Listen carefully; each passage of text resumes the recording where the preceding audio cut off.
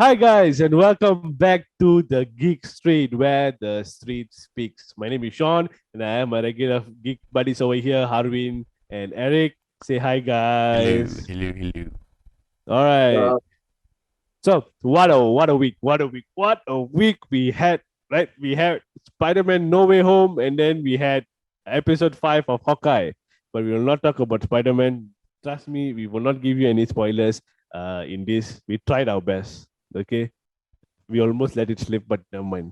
Okay, right?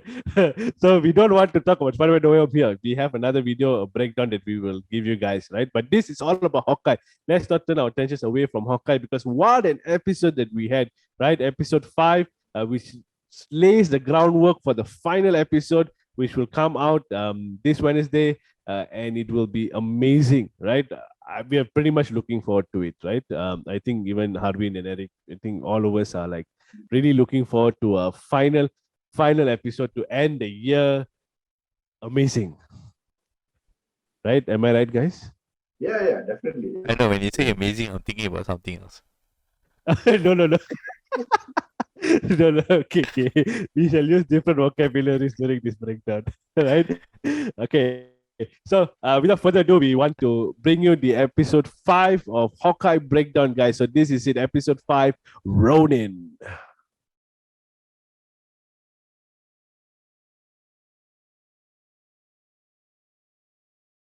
Okay, so this episode of Hawkeye opens up with a flashback of 2018, and how nostalgic is that, right?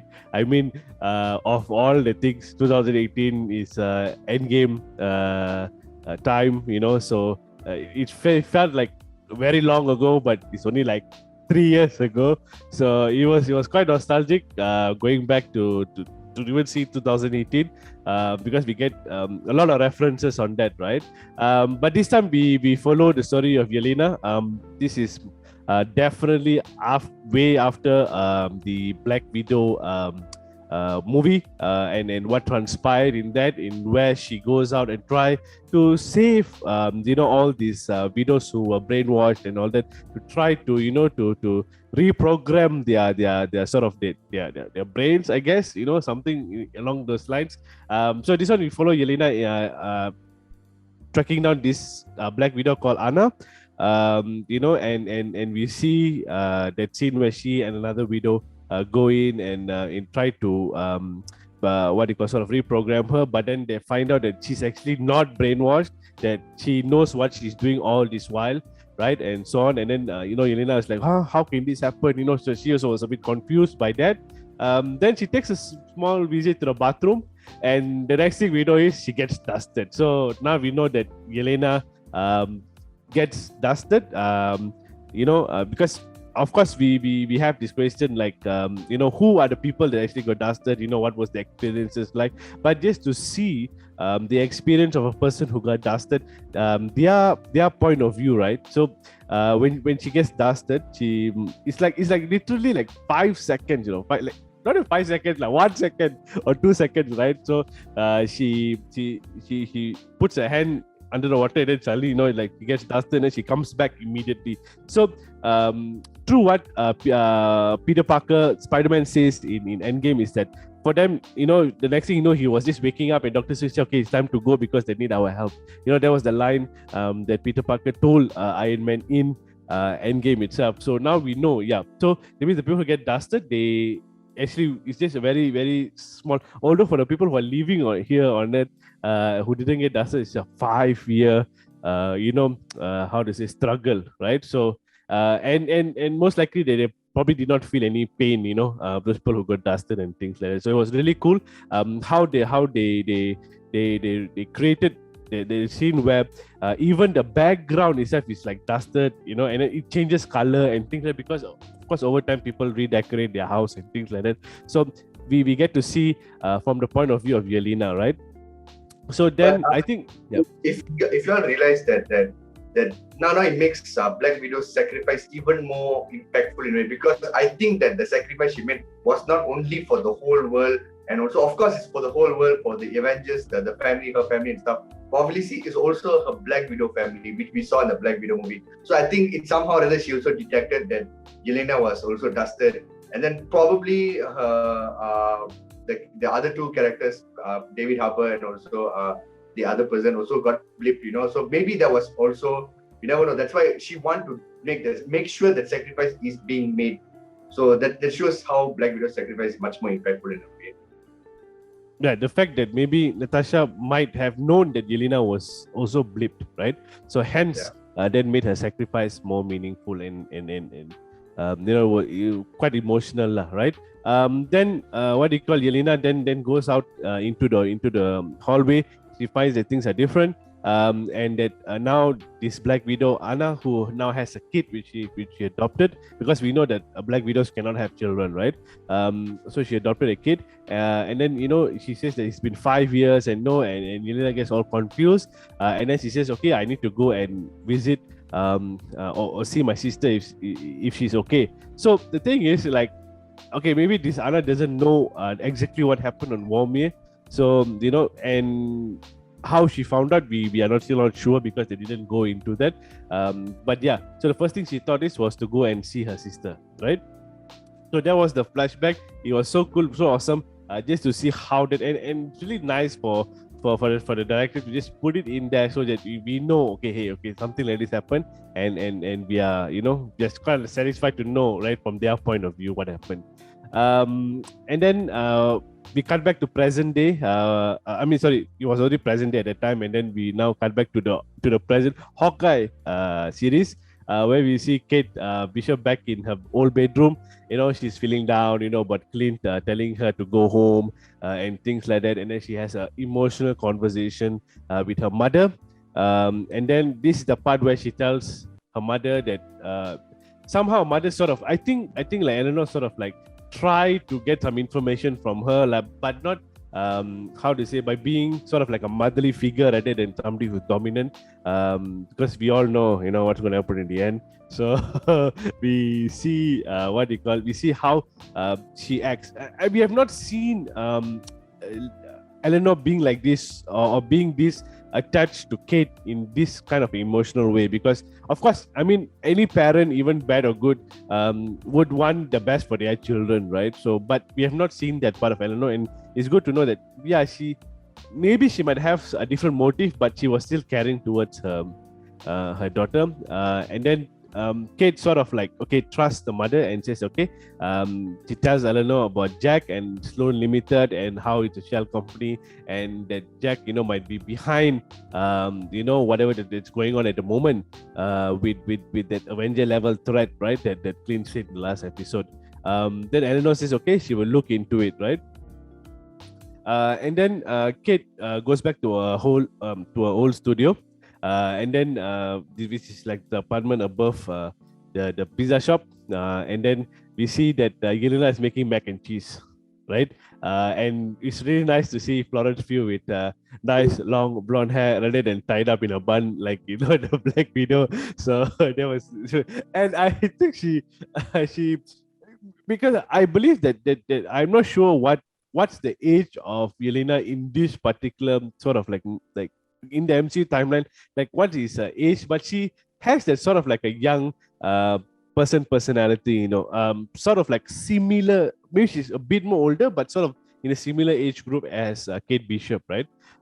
So she makes a joke saying that it's good to eat, that her father is it because we know that her adopted father, right, the Red Guardian, he eats a lot, right? So so then she tells that it's good to eat. So as they were eating, Yelena seems a little bit friendly, and she was talking about Christmas and talking about going visiting the Statue of Liberty, and things like that. Rockefeller Center is that big huge Christmas tree where we see in the past few episodes, especially the first 2 episodes, and also we know that is sort of like the last sort of like maybe the last place where they will fight out whoever the big boss is at the end, right?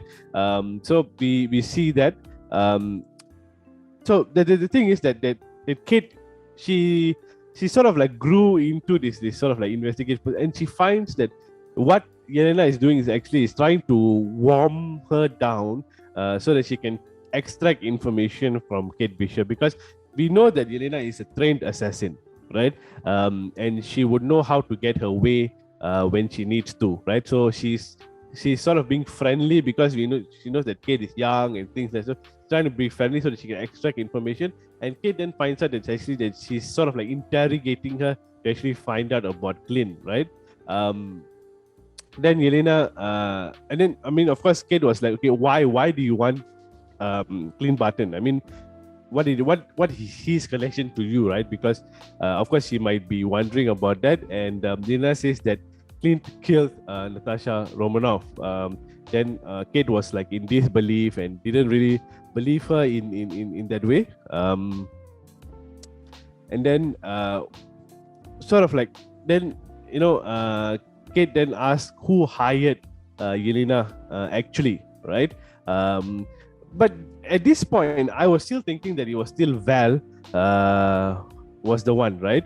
But as we know later that it was actually someone else, right? So in my mind, I was thinking, why couldn't she just say the name? Doesn't she know like who actually hired her? When we know the Black Widow post-credit scene was actually Val who approached and showed Clint's photo and said, "This is the person who actually killed your sister," right? So I'm not sure why, but as we know later, I don't know where the confusion come or whether how this connects, right? But we'll theorize about that a bit later on, right? Okay, then we see Clint for the first time in this episode.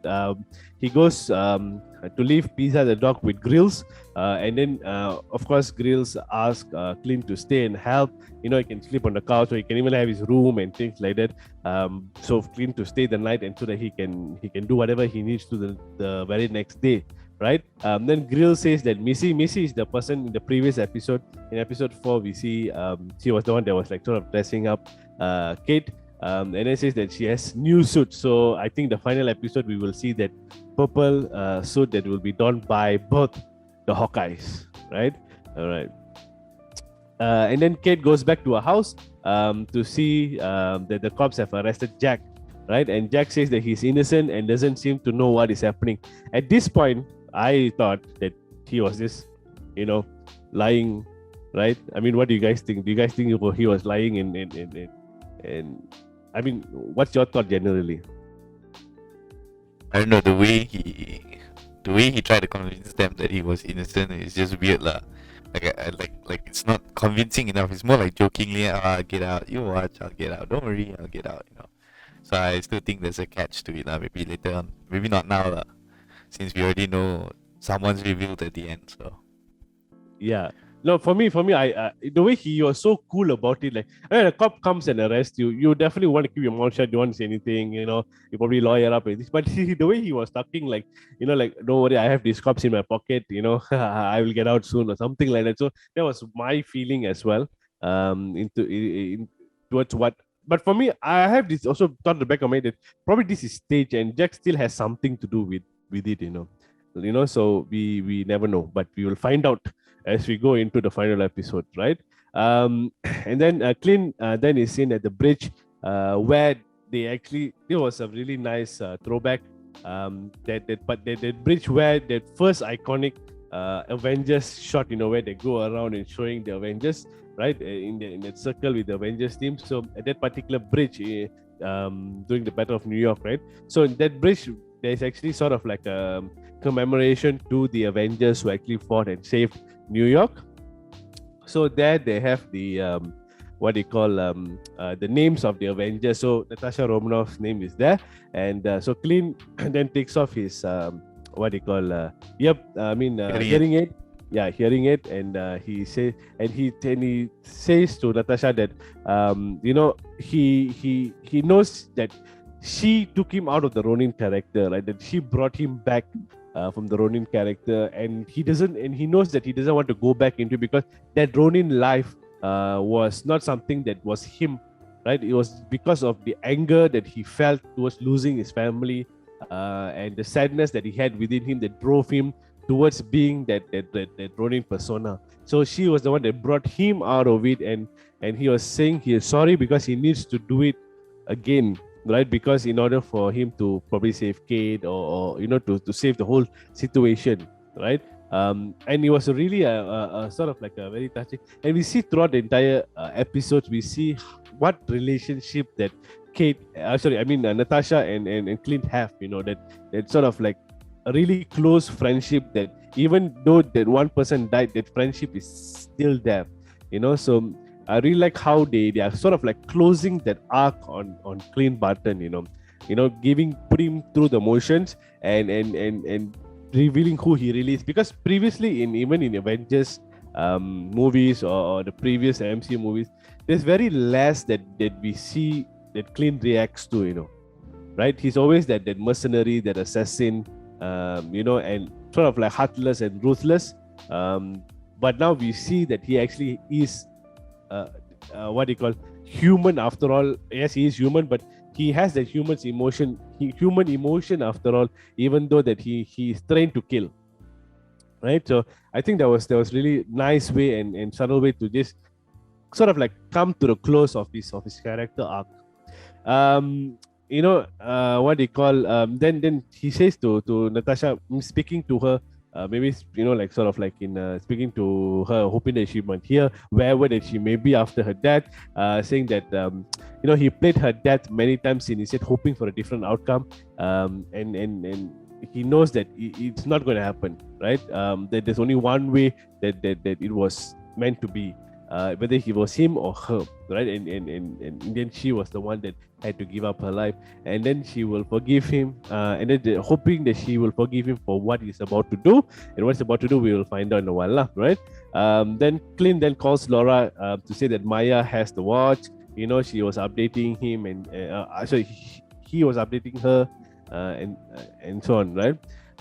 Then we see Maya get a message to meet from a person to meet at the Fat Man car workshop, where she actually saw her father die when the day her father died, it was at that particular workshop, which is actually owned by the Tracksuit Bros, right?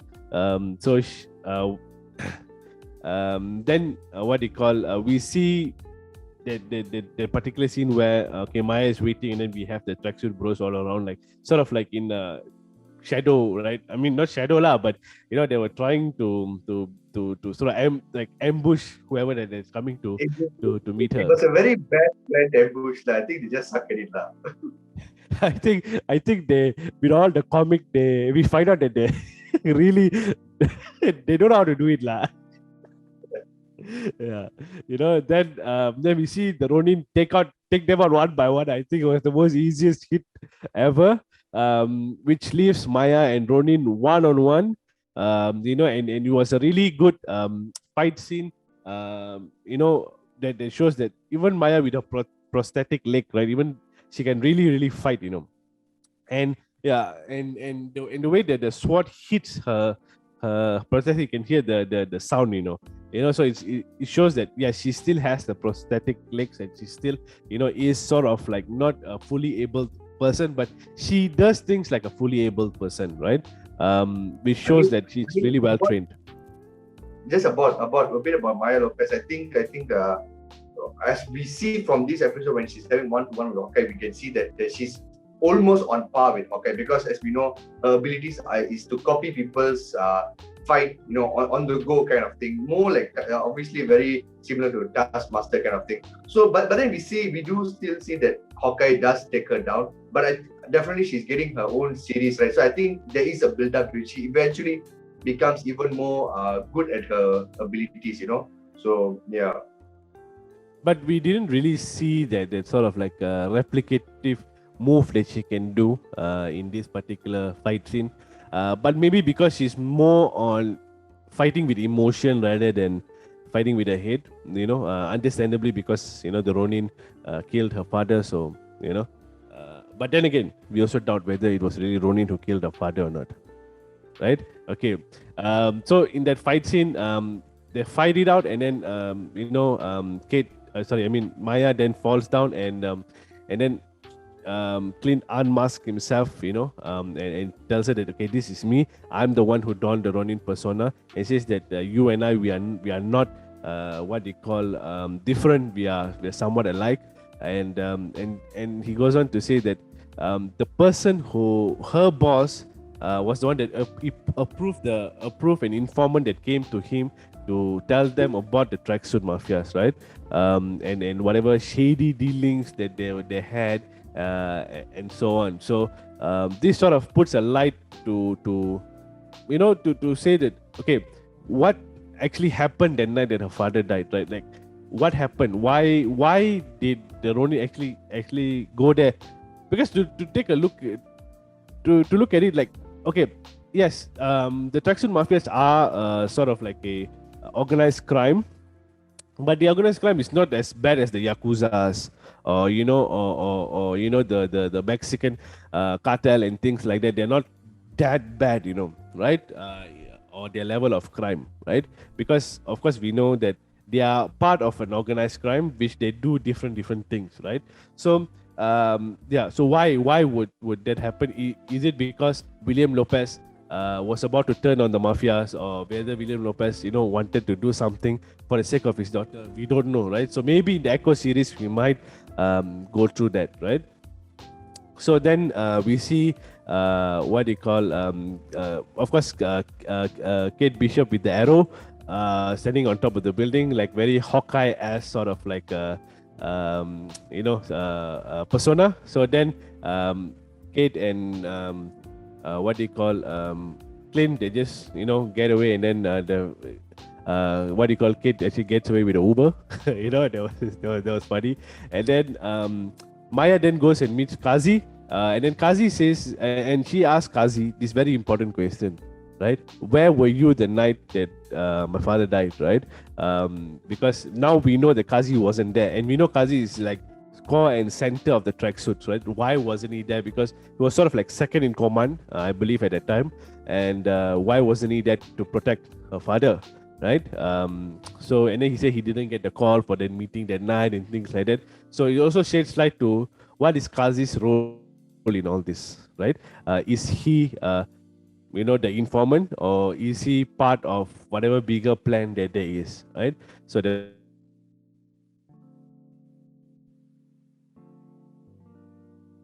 We lost Sean, didn't we? what do you call, so much of questions and answers. Series, they can sort of what do you call, in the Echo series, they can sort of like get to answer more of the questions lah, right? Okay, then Kate, what do you call, tells Clint in the Uber that Yelena is actually Natasha's sister, which you can see Clint's reaction, that, oh, why what happened, why is she there? And and he seems to know who Yelena is, so that shows the level of friendship that Natasha and Clint had, right? And then then we see sort of like the next day we see Yelena sort of like stalks Eleanor into sort of like a hotel or something like that, right? And then we see then Kate and sort of Clint is like having breakfast, something like that. And then Kate then receives a text from Yelena. I don't know how Yelena got her number, but she apparently has the number and says that she knows who hired her. And then Kate sees a picture of her mother and Kingpin. So finally we have like Kingpin in the MCU, man. And okay, we will not give spoilers away for any other movies, but okay, but we have Kingpin in what they call the MCU. And then Clint tells Kate that he was the one that he was worried about all along, right? That he was the person who was involved, right? So Harvin, you want to just talk a little bit about Kingpin? Okay. Finally, as a Daredevil fan, finally I get to see Kingpin, Vincent D'Onofrio himself. He's such a good character back in the Daredevil series, and it's great to see him. And of course, okay, just to link it back to this Black Widow's post-credit scene, because now suddenly people get confused. Is Eleanor's mom is the one who hired Yelena to this one? But I think definitely it's Eleanor, but it went through Val, because in the post-credit scene, Val is the one who gives the information to Yelena to kill her. So Val is more like the hiring officer kind of thing. Who do I hire to go and that? So Yelena probably went through Val, and Val recruited Yelena to go after. So that's just the connection bridge. And now coming to Kingpin.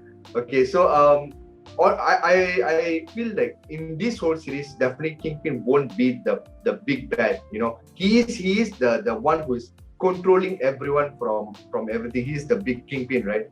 But then he won't be the big bad. I think he will carry forward to Echo series. He's going to be the actual villain in the Echo series, because of course the Echo character and Kingpin back in the comics are very much connected, right? So that is the one going to carry forward. So it's more like a teaser for the Echo series, and I think definitely he will be playing a cameo appearance back for episode 6 season finale. That's definite. And also, there's a few questions whether this Kingpin is the one from the Daredevil series. Is it like a straight from that series, or is it like a soft reboot kind of thing where this Kingpin has been inside this MCU all along? So because we don't know whether it's connected to Netflix or not yet. So that's a question mark there, but we don't know. But as long as Marvel is treating their fans with all these characters back onto the MCU that we love so much, so I think that's good enough for me actually. Eric, what's your take on Kingpin, man? I mean, we all saw it coming, right? So it's no surprise there. It's just like what Harvin said lah. Where do we see him after this? Are we going to see him in the finale, or are we going to see him in season 2, if there is, or are we going to see him in Echo's own spin-off? Are we allowed to give Spider-Man spoilers? No, we are not allowed to give Spider-Man. I'm just gonna say that I think the timing is just perfect for Kingpin to come out, and we know who to happen or what happened there. So the timing is just perfect lah. So I have a feeling that the finale for Hawkeye is gonna be a bomb. We're gonna see a few more surprises. That's my guess lah. A few more surprises, because we don't have any other big movies or big series coming up, so this has to be it lah. This is the showdown for Marvel, and I think they will take it. So we're gonna see something big lah. And I think Kingpin will actually not just cameo in the finale. I think he will have a whole scene lah, because we know that Clint has been waiting for this whole series to deal with the big one. And I don't think it's just gonna end it there lah. If they end it like that, it's gonna be a bomb. Okay. Now, even for me, so I feel that Kingpin might have a little bit more role to play. I'm sure to get Vincent D'Onofrio to come into the series, they must give him some lines lah. They cannot just show a picture of him and like a photo shoot, right? I'm sure you have to give some lines for him, and I think whether how much or how little we have yet to see. But like I said, but even I also agree a little bit with Harvin that saying that okay, maybe they don't want to take yes, they want to show Kingpin. It's about time that they show Kingpin in the MCU, given that what's ever happened in the other places. But I feel that they don't want to shift the focus away from Eleanor, because I think Eleanor Bishop still has a lot more role to play, and maybe she might also have. She might be that sort of like maybe she and Val has something to do with future, maybe something even in She-Hulk, going forward. Like there has to be some connection somewhere, right? So along the lines of the next couple of Disney Plus series, I'm sure there will be some connection back to Eleanor Bishop, back to Val, and also Kingpin as sort of like this 3-person sort of like have like they control whatever that happens on Earth and so on. So they're like the big bad of Earth of Midgard, like what Thor will say, right? So I think that's what happened. So it is not the last, or the Hawkeye series may not be the last that we see of Eleanor Bishop. Of course, I have a strong feeling we might see Val, whether in a post-credit scene in the final episode or somewhere in the final episode. And of course, to have Vincent D'Onofrio as Kingpin, as Wilson Fisk, to because we need some little bit action lah. Maybe slam the guy against the car or something like that, or slam one of the tracksuit bros, say, why not doing your job properly? Something like that, right? So, something like, give us something, please. Right? I know you guys have done your shots already, but please, don't disappoint us. Yeah. But if you guys notice that towards the ending of the Hawkeye, the credits, right, as the thing pan out, you can actually see a huge Kingpin figure, It's a bit different. The thing is, so it's very fantastic how they're just treating all the fans now. one thing I would just say is keep your expectations low lah. Because Marvel tend to bring us down during the finales. Yeah, that's true. So Like just- I'm sure there'll be some sort of a cliffhanger lah. yeah. You know, yeah, It's always a cliffhanger lah. Yeah. yeah. The knowing cliffhanger is Marvel. fine lah, but when something goes lame and boring, then you know. So just keep your expectations low lah. Yeah. But please watch episode 6 on Disney Plus, okay? Please. Just because we might think it's lame, it might not be lame for you guys, but you know, but yeah, but we are hoping for big things, okay? We are hoping for big things. So let's just hope that they give us a really grand finale, you know, and probably at least a 15-minute episode lah, with credits. But I think we could safely say that this whole Hawkeye series up till now has been good in a way. It's been like, of course we all love Loki. Of all the series, we love Loki. But I think just below Loki is definitely Hawkeye, and all the other series just below that. So yeah, Hawkeye is being great. It's a very grounded series. No, Yeah, I mean, I'm sorry. sorry, Sean. Okay, No, it's I'll okay. go first. I think I can safely say that Hawkeye is better than Loki. Why? Because Hawkeye is very stable. The movie was very stable. Whereas we see Loki, they were testing a lot of things. We were finding a lot of new things. We were understanding a lot of new things. It was very hard to follow until a certain point where everything just starts catching up. If you ask someone who hasn't watched anything to watch Loki, they'll be like mind blown what the hell is going on. But if you ask someone to watch Hawkeye, like I can ask my dad to watch Hawkeye and he'll probably enjoy it. So I would say Hawkeye did better than Loki, but obviously as a Marvel fan, Loki is just beyond the roof lah. I think WandaVision was kinda okay, but definitely Hawkeye have beat Wanda for sure, hands down. Yeah, I mean, Hawkeye hasn't disappointed us in the past 5 episodes. It has not disappointed us, right? The way that the story is told, the way that the episodes link with each other, and the progression of the story arc so far has been really good. So we are hoping for a huge finale, lah. Okay, that's what we are hoping for. But of course, we'll get all the classic Hawkeye with the arrow shooting and and so on. We'll have all those action, but we want like a grand finale, like something big, and because we have time until February for She-Hulk, so we have like almost 1 month of nothing, right, from Marvel. So I hope they give us something for us to talk about for the entire month before we go into She-Hulk, right? So that's sort of a finale. So I think it was a really good episode 5, Ronin. It was really nice, the way that they have set up the final episode. So we are pretty much looking forward to it. So don't forget to catch the episode on this Wednesday at I don't know, like Malaysia comes on maybe around 3:30, 4 o'clock. I would just say 5 o'clock. 3 o'clock in the afternoon. Yeah, in the afternoon. So Yeah. it comes GMT. out around that time. 8. Yeah, right. So then you guys can catch it, and then come here, and we'll get the breakdown to you as soon as we can, because we also have another very special breakdown for you guys coming this week. So please stay tuned, and guys, don't forget to subscribe, like, and comment your thoughts on the Hawkeye series, and whatever the theories that you have, or anything that you want to see. If you're just excited for Wilson Fisk, if you're excited for Kingpin, just let us know down in the comments below. Comment So, down below guys, if you missed Jazz too. Yes. This entire episode, like maybe we have a grand finale for Hawkeye episode 6. Let's have a grand finale for episode 6 breakdown of Hawkeye with Jazz around, right? So I think that would be good. So yeah, that's all from us from the Geek Street, and the street has spoken. Bye bye. See you guys. Bye-bye.